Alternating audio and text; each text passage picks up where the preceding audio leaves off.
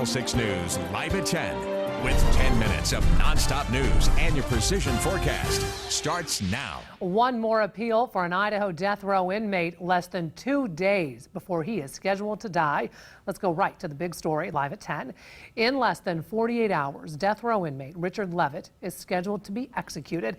Today's 6 News spoke to Leavitt to get his side of what happened back in July 1984 when Danette Elge was murdered.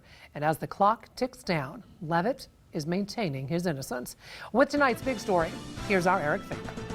Gemma, the Ninth Circuit Court of Appeals in San Francisco denied Richard Leavitt a stay of execution this afternoon. And with time running out, Richard Leavitt has never confessed and says he's made his peace and is ready to die.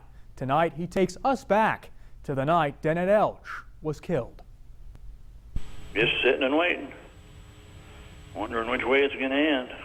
For more than a quarter century, Richard Leavitt has called death row home. Scheduled to die by lethal injection Tuesday morning, a jury convicted Leavitt of stabbing Blackfoot's Danette Elge 15 times and cutting out her sexual organs in the summer of 1984. Leavitt says he's innocent. Police linked him to Elge's murder after finding Leavitt's blood on her underwear. But Leavitt claims he had a nosebleed and used Elge's clothing to wipe the blood. It was dark. I don't know what I'm grabbing. I'm not specifically grabbing a pair of panties or anything else. Whatever was there. If it had been a blanket or a T-shirt or whatever, was right there. Leavitt claims he went back to Elge's home repeatedly for the next several days after that night to pick up a kayak. We went over there. She said she couldn't find it. Come back the next day. Okay, so my wife and I went back Wednesday, went back Thursday, went back Friday. Nothing. No answer. So we're wondering where she all of a sudden went to. The condemned killer claims Thelma Wilkins, who he says was Danette's lover, killed her. Police and prosecutors argue Leavitt led them to Danette's body. But Leavitt says he was one of several people at Elge's home when the body was discovered. We were all there when they went to break into the house. Not just me. There was probably about 5, 6, 7 people besides me.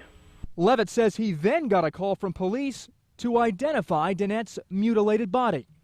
They called me back, 2, 3 hours later, and asked me if I could identify her.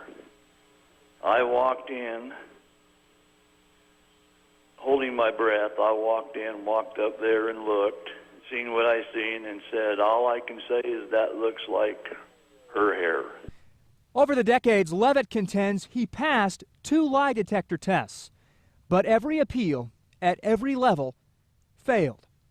And now Richard Leavitt stares at the final hours of his life. They're killing an innocent man. Leavitt tells me after 27.5 years, he holds out little hope for a stay with only 36 hours to go. But David Nevin, his defense attorney, is drafting one final appeal to the United States Supreme Court, which will be reviewed tomorrow. Live tonight in studio, Eric Fink. Today's 6 News. And be sure to join us for complete coverage of the Leavitt execution beginning at 5 a.m. Tuesday morning on Good Morning Live. We will be live at the prison bringing you the very latest coverage on the case. Now, once again, our complete team coverage will start at 5 a.m. Tuesday, and we will, of course, bring you those updates throughout the morning.